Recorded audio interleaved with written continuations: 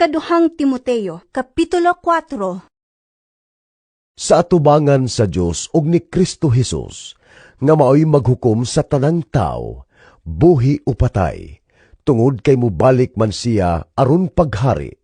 Awhagon ko ikaw, pagkugi kanunay sa pagwali sa mensahe sa tanang panahon gayod. Daniha, badlunga, dasiga ug tudloi uban sa pagpailob ang mga tao. Muabot ang panahon nga ang mga tao dili na mamati sa matuod nga pagtulunan. Ang ila na hinuong gusto, mauna lang ang ilang sundon, ug magtawag silang daghang mga magtutudlo nga magsulti kanila sa buot nilang madungog. Dili na sila mamati sa kamatuoran, kundili sa mga tinumo-tumo nga mga sugilanon.